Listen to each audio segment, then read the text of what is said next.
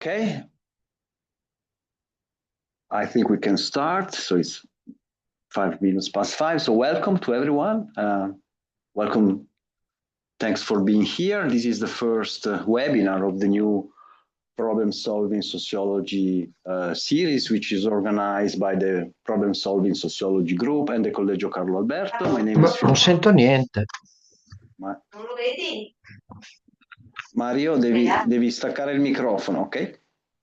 Okay, sorry. My name is Filippo Barbera. I'm a sociologist from the University of Torino and the Collegio Carlo Alberto in this case. And this first webinar is focused on teaching with a problem-solving lens. It's a great pleasure to have here Erin McDonnell from the University of Notre Dame, Tyler Bateman from the University of New Mexico, Subadevan from Brown University, and I will be speaking as well as the fourth speaker. So each speaker has something like 15 minutes, from 10 to 15 minutes. 15 minutes will be fine, so we can save 15, 20 minutes at the end for comments, questions, and discussion.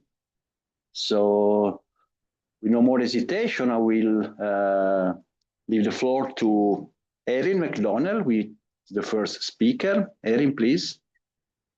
You can share the slides. So, and put the mic on. Sure, let me share my slides. Great, thanks. So I'm speaking to you all today about an experience that I had co-teaching with my spouse, although I'm not going to talk about co-teaching with my spouse, though that is its own whole thing. But we received a grant funded by the Templeton administration and administered through the Ethics and Common Good Institute at our university to develop a signature course fellowship. We were really motivated by a desire to embrace something like a positive sociology. A lot of my work engages with positive sociology, the idea that we can learn important things from looking at what's working, in addition to understanding important facets of social problems. As part of the Signature Course Fellowship, and somewhat relevant to this, it actually fulfills two core requirements for us. I'm at the University of Notre Dame, so unlike many universities, we actually have a core requirement around values. So one of our core requirements is Catholicism in the disciplines. And one of the things that we realized was that there wasn't a sociology course in Catholicism in the discipline. So that voice is really resonant with the Catholic social teaching and the kind of progressive vision that sometimes comes through there, but there wasn't a pathway for students to engage that. And so we are constantly juggling back and forth and balancing attention to values and attention to social scientific knowledge in a way that I think is really healthy and good for students to learn to discern what is a values-based statement, what is a statement of their preferences, and what is a statement about how the world works or a description of how the world is that can be supported by social science. So that's at the foundation of everything we do. The motivation from our course kind of came when we were looking to develop a course and we were looking for courses to learn from. One of the challenges we discovered is that there are tons and tons of classes on social problems, but often they stop at identifying what the problems are, and they can leave students feeling really defeatist. When we tried to look for things on the positive side, what we found were boatloads of classes on either design thinking, very material oriented, but less social problems oriented, or classes on the science of happiness, which were really individually focused, how to make you yourself happy by doing forest bathing or meditation. And we wanted to think about, particularly because on our campus, there are a ton of students who are really, really, I think, they have the instinct to want to be of service to others, but they didn't have a way to channel that through learning how to do that in the most effective way. So the influences, and you'll see, I have some quotes from our past students from last semester about the class that I've used kind of selectively throughout the slideshow with their permission. This is one.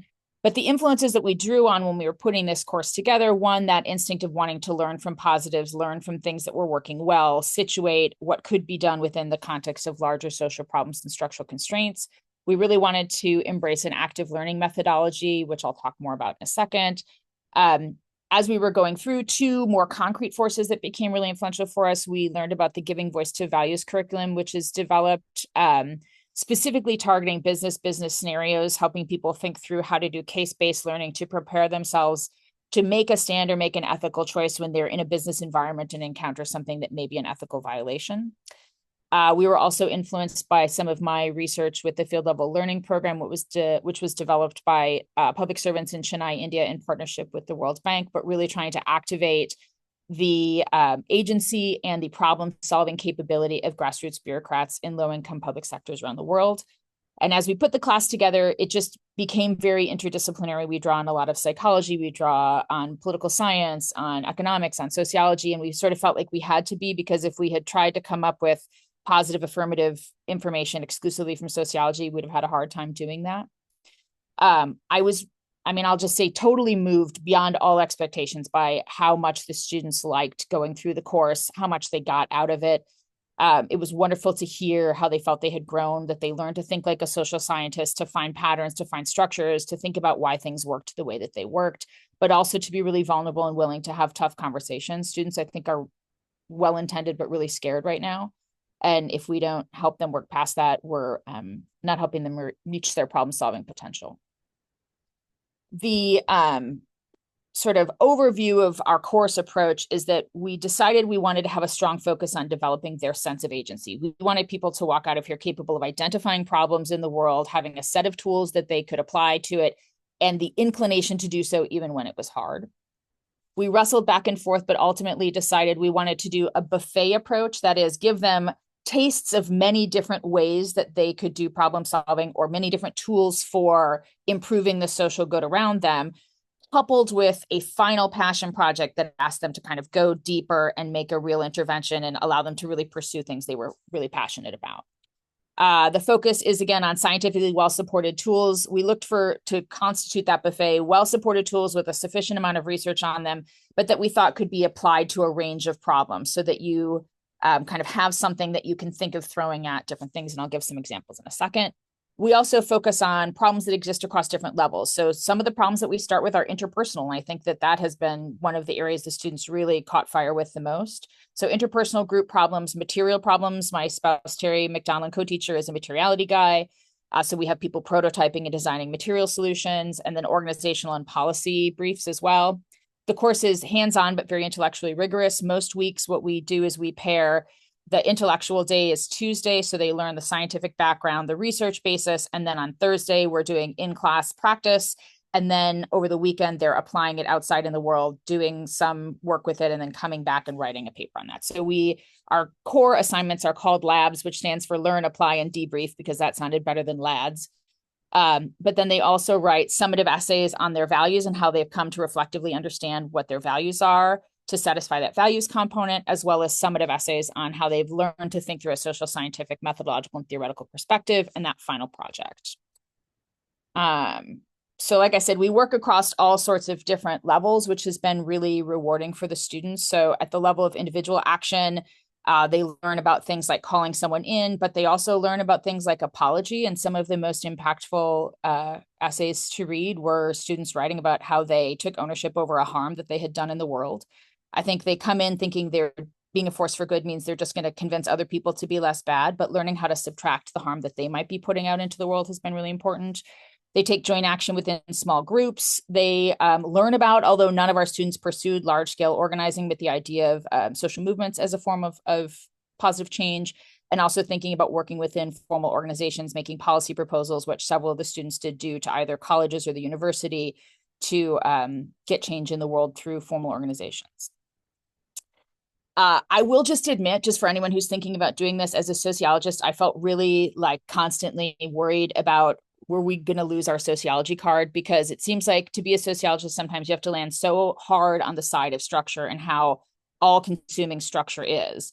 So what we've tried to do is find the space for agency within structure, to think about helping them identify and understand the true complexity and power of the structural constraints, which is a bummer for them. Like the day this quote from Patrick exemplifies, the root cause analysis day is hard because they realize how many different influences are coming together and flowing together to create what seems like an otherwise simple problem, and really having to understand those influences in order to act within them. But we also want to move beyond just naming how bad those things are. And some of the primary tools we use for that are encouraging students to scale down. Like, you may not be able to fix the patriarchy or toxic masculinity everywhere, but you might be able to fix toxic masculinity in your team. You might be able to do that. That's a reasonable goal. That might be a hard goal, but that's a reasonable goal. You might be able to fix it in your friend group. So we really embrace the idea that small wins are still really meaningful.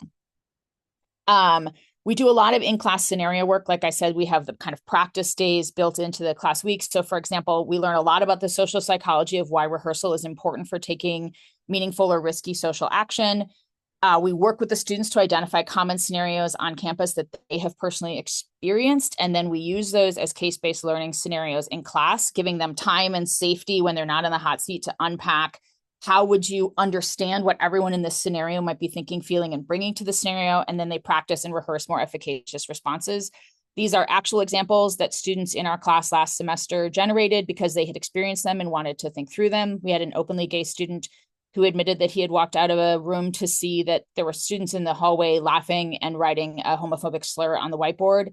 And his friend, who was an RA, walked right past this happening and didn't do anything to intervene. And so the students worked in groups to unpack, if this had been them, what would they have done? How do they understand this situation? We had a student who wanted to stand up for a teammate who they felt was being mistreated by the coach, but was really afraid that they would receive mistreatment as well if they did that. And in general, a number of different scenarios that related to how to respond when you are present and someone makes a comment that is insensitive or harmful around things like race, sexuality, gender, ableism.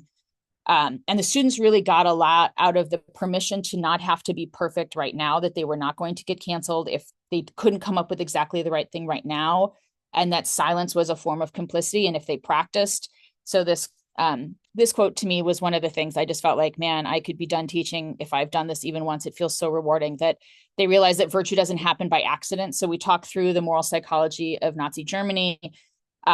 And the thing they take away is that people who made these heroic acts didn't just suddenly decide spontaneously in the moment to do it. It's that they had practiced, rehearsed, pre-committed to a course of action, gotten familiar with it, so that when the moment was hot in front of them, they took action. And the really beautiful thing to see in their homework across the course of the semester was to start to see more and more students doing their reflections, reporting that they had actually taken positive action in the scenarios that they were witnessing. To give a sense of some of the labs, we do one on an interview on the stability or change in views across the life course that they do with their parents. This week, our students are doing ethnographic observations of status threat. Wow, it was a really, really powerful homework to read. Next week, they will do dialogues across difference. So we will train them in how to talk to people who either have a very different life experience than them or very different ideological views.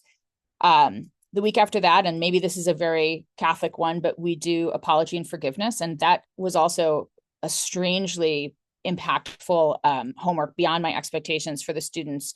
We have the advantage because of the Catholicism angle to look at what does Catholic social teaching teach us or the Catholic tradition teach us about apology, but then there is a social science on apology and the most efficacious apologies. And they wrote apologies. We told them they didn't have to send the apologies, but many of the students did send the apologies. And I mean, some of this stuff was very, very, it was deep. Some of the stuff they wrote about was really, really beyond my expectations deep.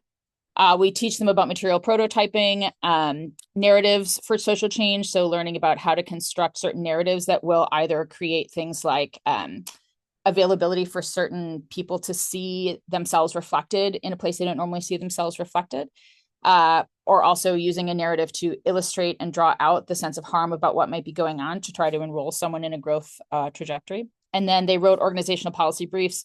Again, they didn't have to send them. I think 4 students did actually send them, including one student who developed a policy brief around like flooding in her hometown and sent it to her council. The final projects were, again, we wanted them to pursue something they cared about. We had one set of students make a fully functioning, workable app that identified study spaces on campus to cut down on needless stress that students experience trying to find a good place to study.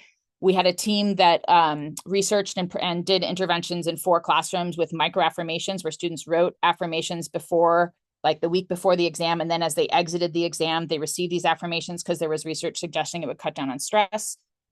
We had another group of students who conducted really beautiful interviews with students of color at Notre Dame. They were themselves a group of students of color, and they created a website capturing those narrative experiences to make them more available to people. We had a group that generated these super cool posters of diverse scientists for a local middle school while they were tutoring, and those are going to be publicly available for any teachers to download and use. We had a group do the formation of a Bible study. So they identified that there was a really disconnect between international students and American students. Several of the students in this group were international students, and so they formed a Bible study, which they're still continuing. Another group of students realized there was a ton of conflict in their dorm around laundry, and they did a material redesign. They actually bought and built out different things to put into the laundry room to cut down on conflicts. And so sometimes it's as little, though, as telling them take one small act you feel is in line with your growing personal understanding of your social obligation to promote the common good and enhance the well-being of others. And we tell them they don't have to write anything about it. They don't have to turn it in. Those sorts of things, I think, really free them up to start to think about themselves as actors. The class is also, I'll say, ungraded, because we're trying to get them away from the idea that they're trying to just please us and get them to a place where they're really thinking more about what is their intrinsic motivation to try to be a force for solving this problem. Yeah, I guess I'll end there. And I realize I've got a little over because I couldn't see my clock while I was on my presentation. No, it's perfect. No, it's just perfect. 14 minutes. So you saved 1 minute. Thanks a lot, Erin. That was great. Okay, so let's move to the second speaker and then, collect the idea and the questions for the last 20 minutes. So now it's Tyler's turn. Tyler? Okay. Thanks. Yes.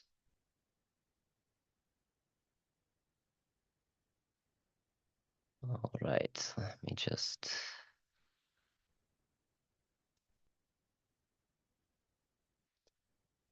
All right, let me just start my own timer. Okay.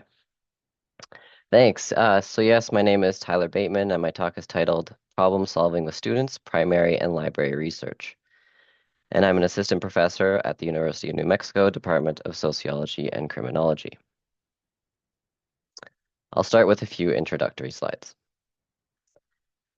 First, as a settler, I recognize and thank the indigenous peoples of this continent for their ongoing work as stewards of the land and for creating critical spaces of engagement. I'm coming to you from Albuquerque, New Mexico, and I recognize that New Mexico is and always has been an indigenous place. Albuquerque is on the homelands of the Pueblo Sandia. My Zoom background is a photo taken at the top of the Sandia mountain range, which is just outside Albuquerque. Also, by way of introduction, I've made a blog post version of this talk, which you can navigate to using the QR code on screen if you'd like to follow along there. At that post, I have links to my assignment instructions and to a diagram I'll show you and a few examples of the assignments and the deliverables that I use in my classes. So if you want to see any of the materials I have developed, you can find them at that blog post, which is also on my website. So I have taught problem-solving sociology at 2 universities and at the 300 and 400 level. I started with an undergraduate seminar called Sociology of the Environment and Social Justice at the University of Toronto, and I have taught environmental justice and environmental sociology at the University of New Mexico.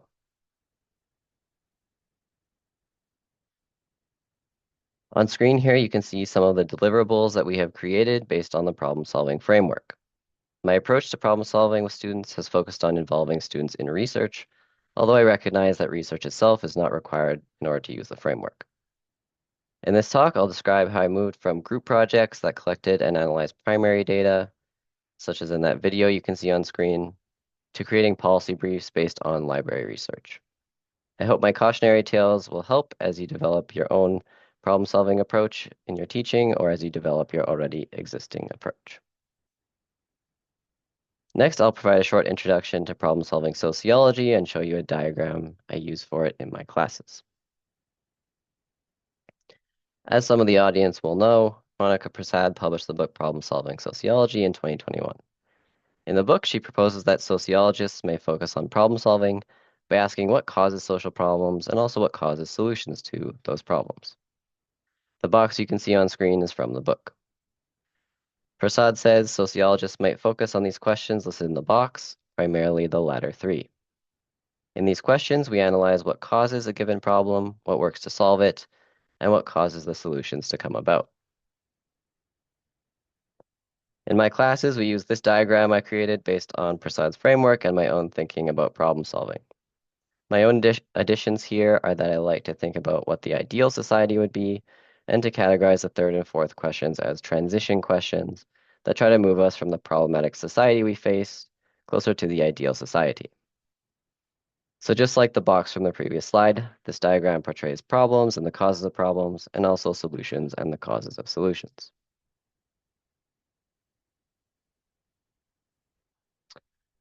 I teach students how to use this framework by getting them to use this spreadsheet, which I know you can't really see and looks very complicated, but you can see the blog post if you want to look into it more. Anyway, in the early weeks, we do a lot of Excel skills as well. So for each reading in the course schedule, they use this framework to describe what the reading says is the scope of the problem, what causes the problem, and what the ideal society would be like, and how we transition to that ideal society.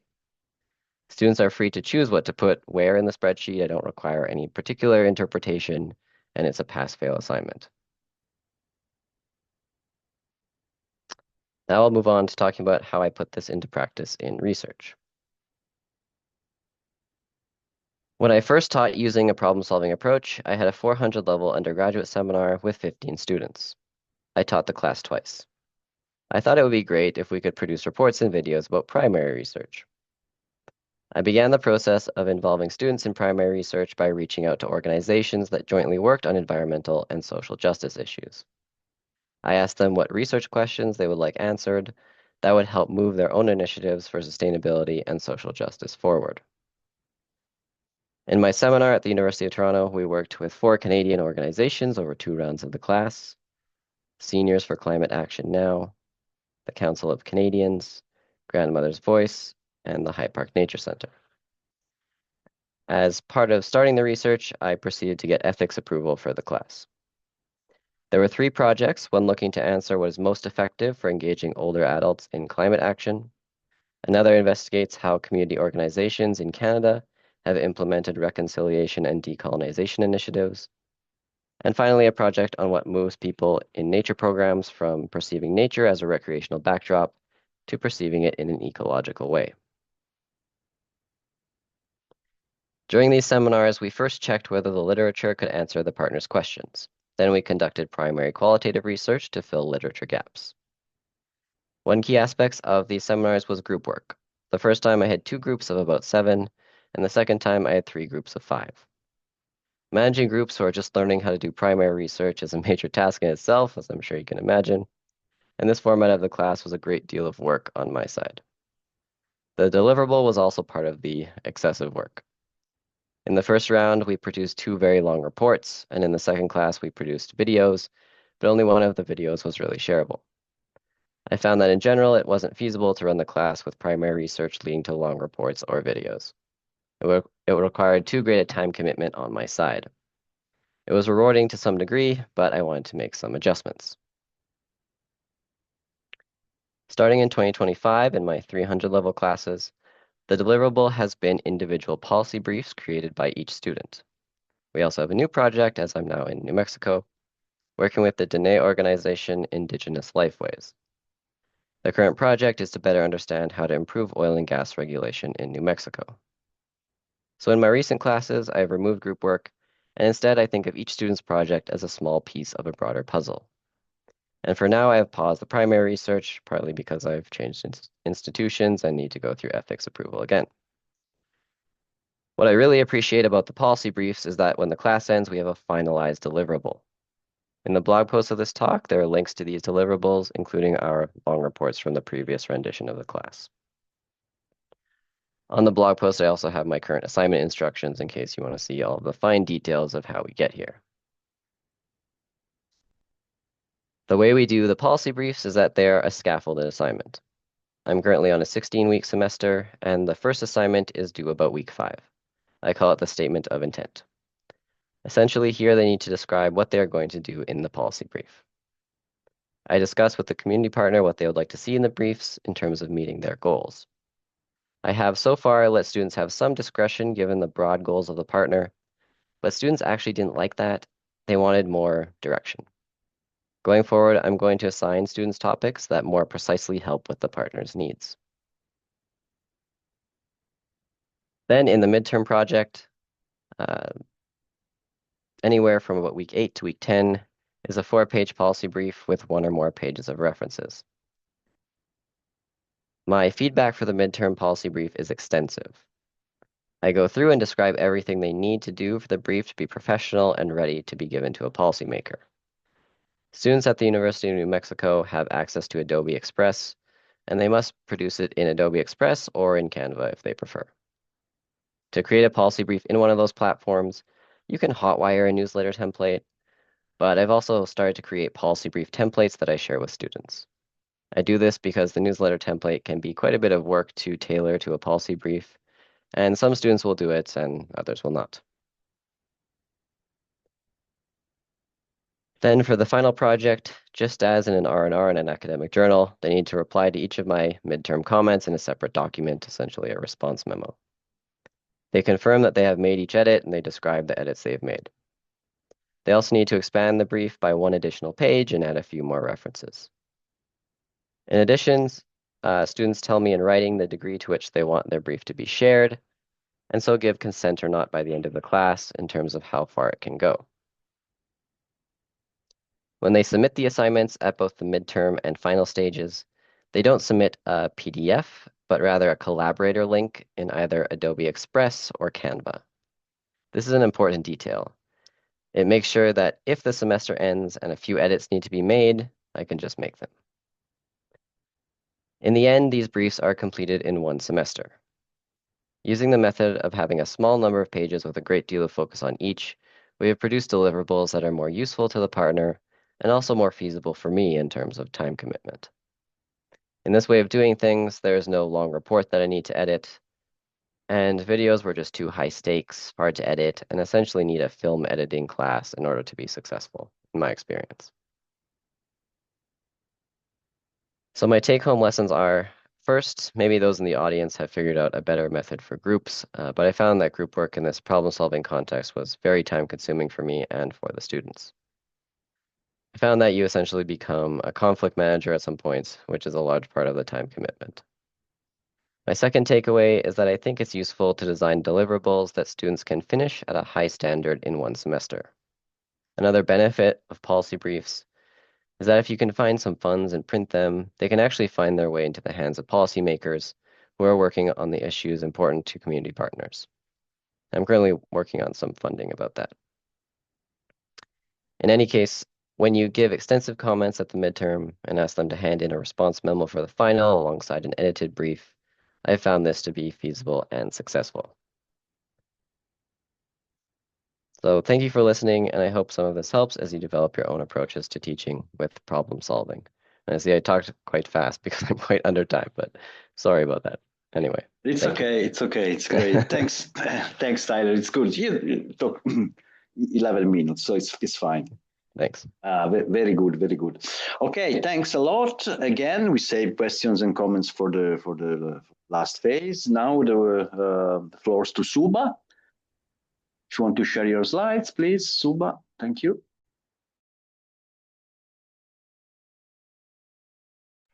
All right, folks, can y'all see my slides now? All good? All right, awesome. Well, thank you, Filippo, Juwan, Monica, and everybody else, who's come here and made this event possible. So I think this is a nice sequencing. I'm going to be speaking a little bit that's going to maybe mesh a bit in the middle of Erin and Tyler and sort of extend on some of the insights and recommendations they've already given. So here's oops, hold on. Okay, so here's a quick roadmap. I'm going to give you some context of what's my experiences with problem solving and how I've attempted to experiment with incorporating problem solving. So far, both Erin and Tyler have given very intensive type of courses, right? I have separated into two approaches. One is what I call extensive, or that kind of intensive problem solving throughout the semester at incorporated into almost all your assessments, sort of, and a more light touch approach. How can you use existing courses that maybe an introductory course, but you have no resources, right? And you have limited time. How might you still incorporate a problem solving perspective? So that's where maybe my unique contribution today is. I'm going to tell you how to scaffold, use existing heuristics. So this is really me trying to problem solve, right? Incorporating problem solving sociology into teaching, right? So I'm going to focus more on showing you examples and trying to elaborate some of my thinking behind them. And if you all see those problems, I look forward to dialogue where, we can learn from each other. Yeah. Okay. And, I'll give a bit of like some maybe shortcuts, again, heuristics, in case things don't go to plan, how might we plan for that, and some key takeaways before closing. Okay, so first, extensive course. So I've gone through a couple as student and as instructor, right? So I went, for instance, to study missions and to rural China in 2015, where we did participatory research. So my institution, my undergrad institution, Singapore Management University, has always like wanted us to encourage students to go out there, right? And partner organizations do research, like go out there and try to, show that the social scientific tools that you have are useful to the real world, so to speak. But most recently, extensively, and I was a graduate teaching mentor for what was called a public policy task force.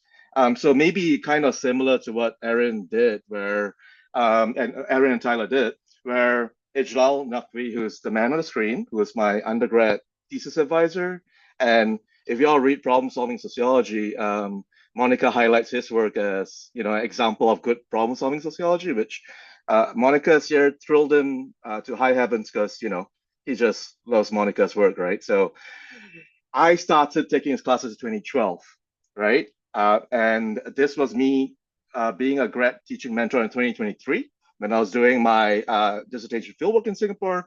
So essentially, it's a collaborative ethnography public policy task force where there is a client. So the instructor establishes contact with either a social service agency or a government organization. In this instance, the client was Singapore's Ministry of Culture, Communication and Youth.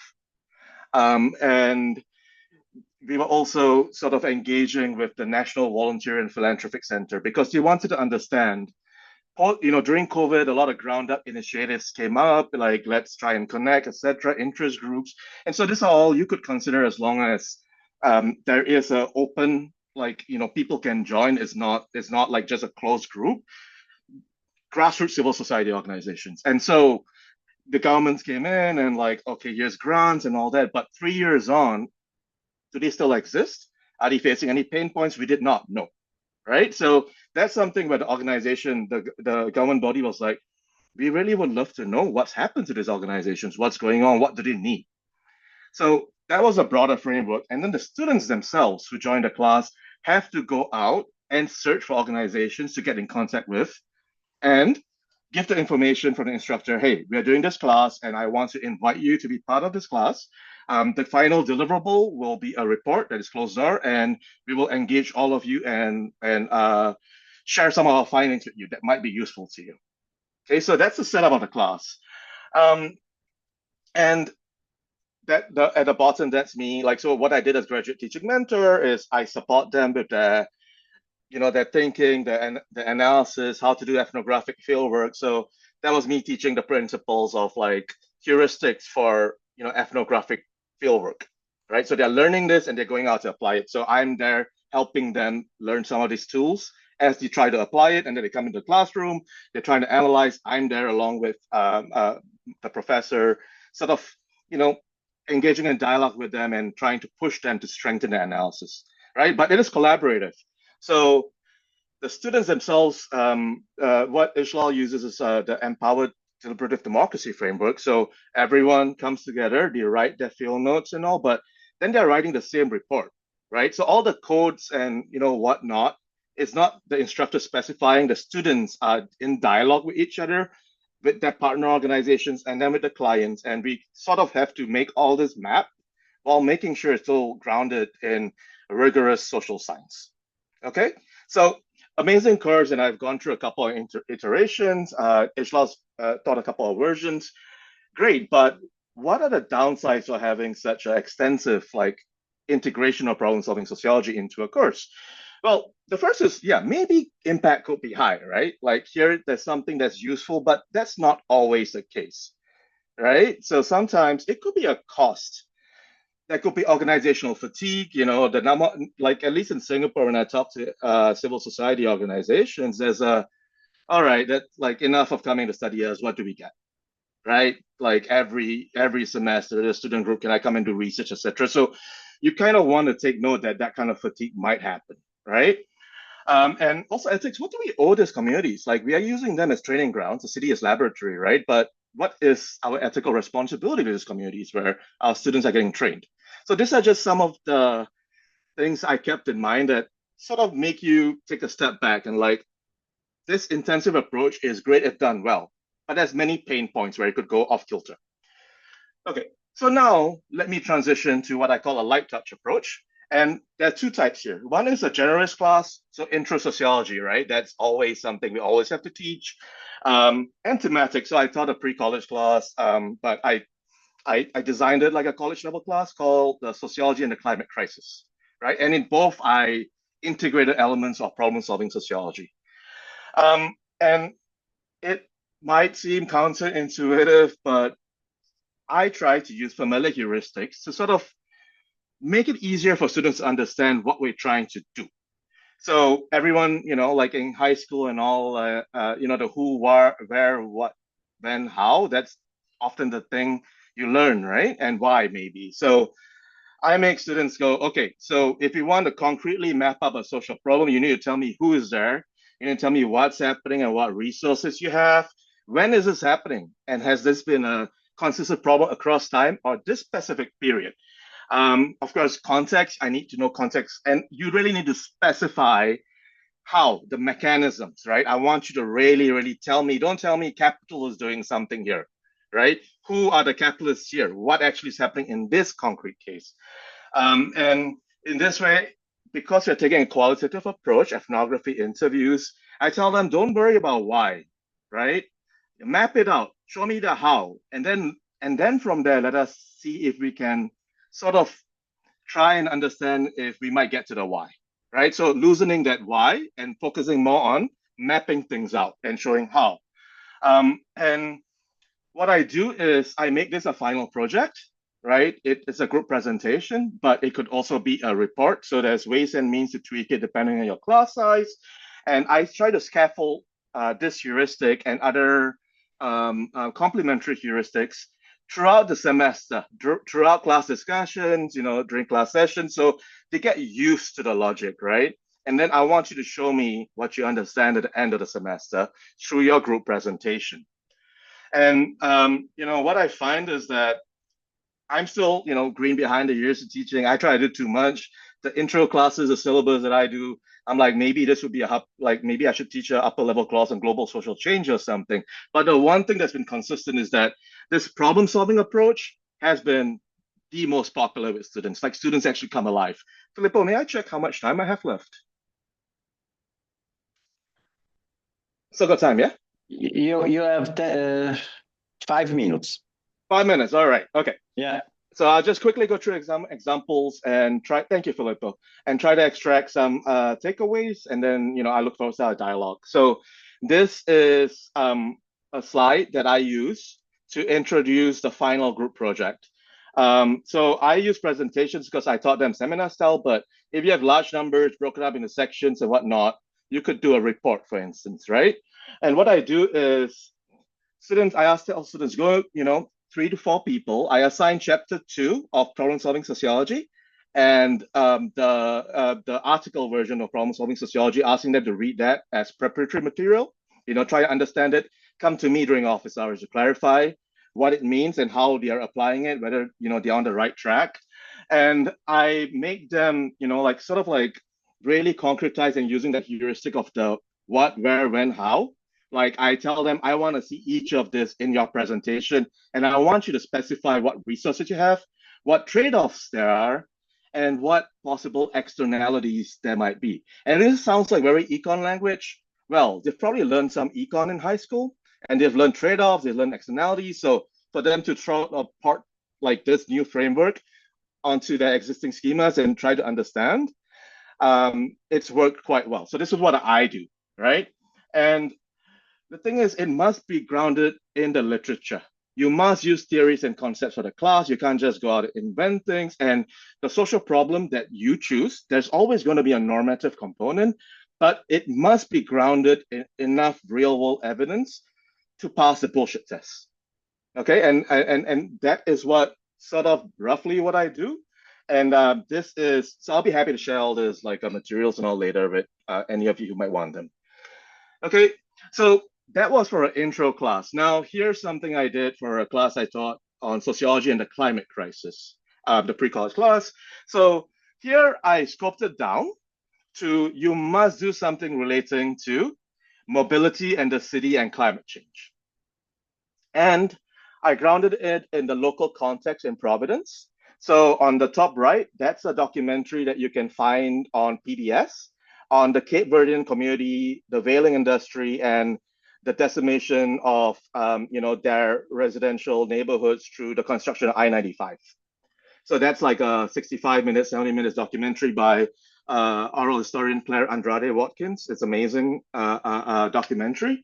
And on the bottom right, that is a 1 week pop-up for a bicycle lane that was the most requested, but that was not implemented because all the rich shop owners and all the nice part of the city did not want it there. And I took part, this was me in 2021 and 22. I was one of those, I was like, hey, I got to do an ethnography class. Can I join in, take notes, and I'll help you, and I'll be there wherever. So I was part of that. And this is a photo in the report that came out of that feasibility study called the Hope Street Temporary Trail Project. So I incorporate that report as material that they can use and show, hey, this is one instance where this is a real world application.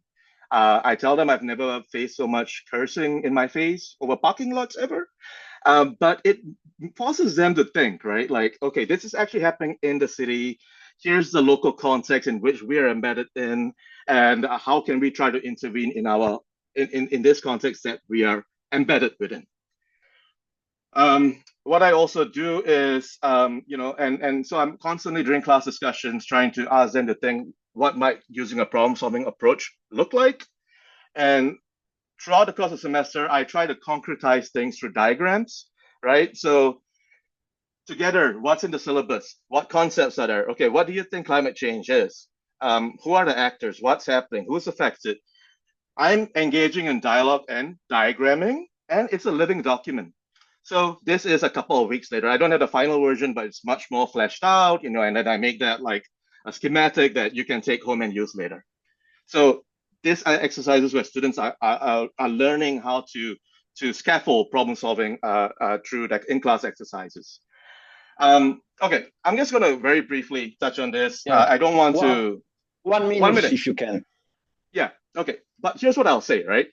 We talk about inequality, we talk about representation, we talk about like not just like repeating the epistemic inequalities in the discipline. And one thing is like telling students to think about problems where they are the active agents solving them, like what Erin said earlier, the agency, that is so powerful, right?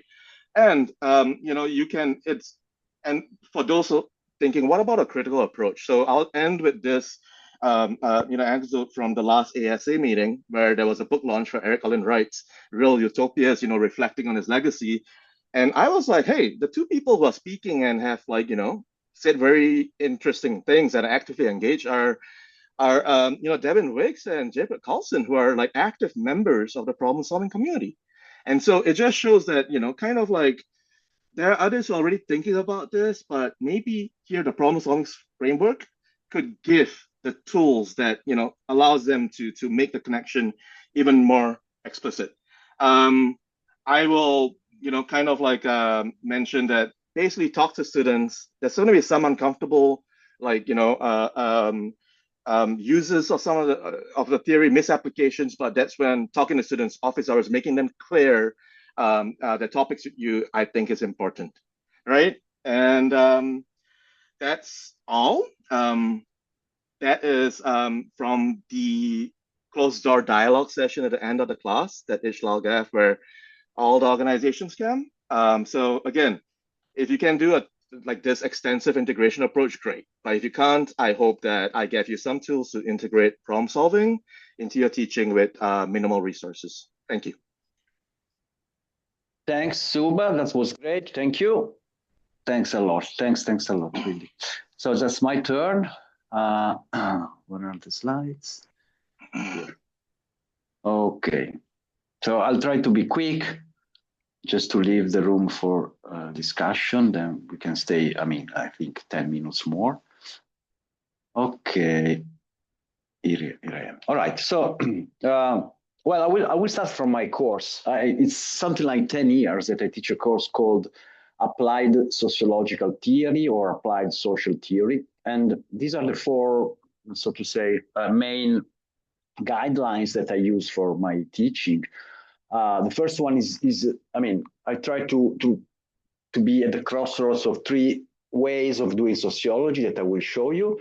I work on productive differences among these three ways of doing sociology. I try to build a problem solver. I mean, to empower, as it was already said, to give agency to students that they feel that they can actually solve problems. And lastly, I will try to argue that this is the way to make sociology counts in general. I mean, in the public sphere. Okay. These are, I mean, this is the table of contents of the book I'm working on, which is the first version will be in Italian, then hopefully there will be an English one. We'll see. And the idea is to show that problem-solving sociology is sociology. It's not something different from the mainstream or good sociology. It's the proper way of doing sociology, and I'll try to show how this problem-solving approach is there also in the classics of sociology, in the modern sociology, in contemporary sociology, and then I go through the practical tools to use social theory to solve problems. Okay, this is perhaps the English edition, but we'll see. Okay, but the most important part is this triangle. So this is the idea. I mean, this is so to say, is the conceptual space of my course, and the idea is that I push students to work within this triangle. So among public sociology, so what a public problem is, how do we define public problems? How do we use the professional or academic scientific sociology tools to deal with public problems? And how do we produce consequences, effects, and to change and to improve these public problems? And the idea is that these three things are all three necessary. So I do not want them to choose just one of these three ways of doing sociology. And the point is that you have, I mean, you should be able to work on the generative differences, or to use this concept by François Julien, who is a French philosopher, the proper distance, the productive difference, which in French is écart, scarto. It's not a gap, but it's a distance which is generative and productive. So the idea is to work within this conceptual space, showing that these three things are all three necessary. And here are the points that I try to highlight while doing this thing. I stress the difference between organic public sociology and traditional public sociology, and I argue that organic public sociology is not the way of doing public sociology. I try to draw a line linking, the problem of values in Max Weber and the Buraway solution. So, and my argument is that it is possible to stick to Max Weber evaluativity and embrace traditional public sociology at the same time. I try to show how these three ways of doing sociology are at the roots of our discipline, and then I build on the experimentalism and pragmatism as the key way of doing problem-solving sociology through the notion of productive difference or écart.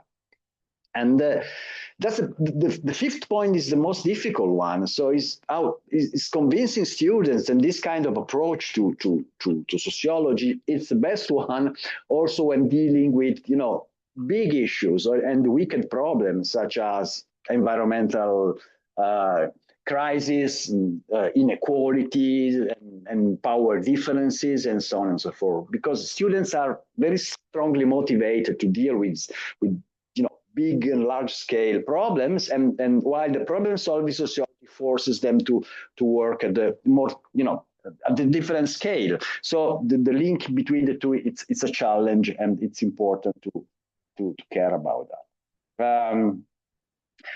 Here, the kind of practical guidelines that I rely on in my course, I do not rely on handbooks. I mean, apart from Monica Prasad's book, which is explicitly focused on students, there are really no handbooks on problem-solving sociology. So what I do is I give to group of students, small group of students, 2-3 students working together, scientific papers. A scientific paper taken from scientific journal and dealing with empirical research. I choose the topic with them, so I negotiate. First of all, passion is important, so it's important that they get involved in the topic, and then I choose the paper based on the topic that we negotiate together. And the idea is that as I said, problem-solving sociology is not the easy way of doing sociology. So theory and method should be mastered properly to do problem-solving sociology. And the advice that I give them is this one. Maybe sometimes these papers are too difficult for them. They're not handbook. They're not, of course, written for teaching, but they are written for scientific communication. So the target is different. But I suggest them, I tell them not to be worried about that, because they need to solve problems even if they do not master all the details. Okay, so and this is something that they appreciate because they feel relieved in a way. And then I ask them, as I said, to work in small groups, because I think that problem solving is a collective work. So they should not frame problem solving as an individual enterprise. It's a collective enterprise. So it's very important to learn them how to work in groups. What I do, I ask them to summarize the paper without judgment. So I want to see them just make the summary of the sheer summary of the paper without evaluating it, without their opinion. And then I ask them to underline the points of strength, the positive sides, not listing them, but just showing why these points are strengths. Not just saying I think this is good. I want to know why. So I try to learn them how to build a rational argument. The same for the weaknesses. And then from the paper, which, as I said, is a scientific paper focused on empirical research, to spell out the applied solutions from the paper. Okay, so we have this sort of solid scientific knowledge on the topic, and which solutions are you able to derive from this scientific knowledge. And then this is the last point that I introduced last year. Given the fact that chatbots, ChatGPT and Claude or whatever are really, really widespread, I asked them to use chatbot to answer to the first question, and put the ChatGPT or whatever answer as the first step. And I say to them that this is C, so it's the lowest possible evaluation. If they want more, they need to be better. They need to show me that they are better than a chatbot. Okay, so this is the idea, not to hide this technology, because it is everywhere. So they use it anyway, but to put the technology in a negotiation process in a explicit way. Okay, so this is more or less what I do with students, and I'm happy about the results. The evaluations of my course is really good, and they are looking for solutions. They want to be empowered. They are looking for agency. They want to be they want to be part of the solution of the kind of problems that are now the world is facing. The point is to find the balance between this very strong civic motivation and the fact that problem solving sociology needs to be applied to middle range problems in a sense. Okay, I've done. So we can save time for the discussion. Thank you. Okay, thanks. Okay, great. So it's 6 o'clock and